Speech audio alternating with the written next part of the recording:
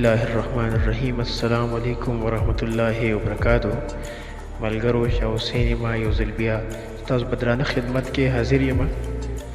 د احمد شاه ابدالي د تاریخ آخري برخه در سره شریکه کوم. ملګرو، د ډیرو انقلابي جنگونو نه بعد آخرکار شاه ولی الله ابدالي ته خط ولیکو او احمد شاه ابدالي خبردار کړو چې په هندوستان کې سیکان په پوره طاقت کې راغلي دي. د سیکانو نه مسلمانانو ته ډېرې خطرې دي. کله چې احمد شاه ابدالي ته د شاه ولی الله پیغام میلاو شو، نو احمد شاه ابدالي یو ځل بیا د سیکانو خلاف د خپل پوځ سره د هندوستان طرف ته روان شو. سیکانو ته هم د جنگ خبر و او د جنگ پوره تیاری کړې وه.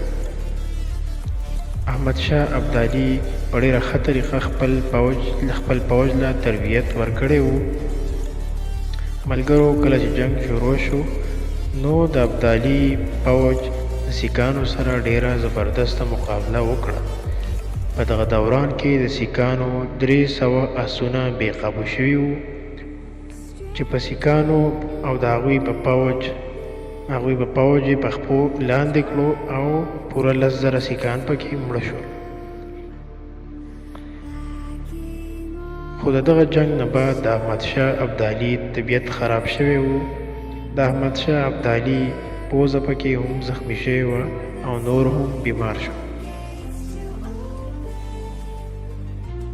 ملګرو، د دغه جنگ نه بعد سیکان په پوره طاقت کې راغلل او په هندوستان کې په ډېرو علاقو قبضه وکړه چې په دې کې لاهور هم شامل و. احمد شاه ابدالي د سیکانو خلاف د جنگ نه بعد پنجاب باندې حمله وکړه چې د احمد شاه ابدالي خپل پوځ په دوه ډلو کې تقسیم شو او بغاوت پکې پیدا شو. ملګرو، په دغه وجه احمد شاه ابدالي د پنجاب نه واپس شو. د دغې نه بعد د احمد شاه ابدالي حکومت ډېر کمزوری شو او صرف یې حکومت تر افغانستان او پېښور پاتې شو. احمد شاه ابدالي په خپل ژوندانه خپل زوی تیمورشاه بادشاه جوړ کړو او دغه شان احمد شاه ابدالي په کال 1902 د 23 اکتوبر په ورځ د دنیا فانی نه رخصت شو. ملګرو، دا د احمد شاه ابدالي تاریخ و. احمد شاه ابدالي ډېر نر، ایماندار او بهادر سړی و.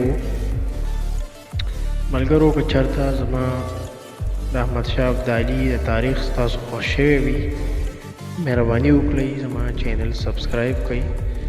دې نه بعد به انشاءالله تاسو ته نور هم ډېر معلومات میلاوي.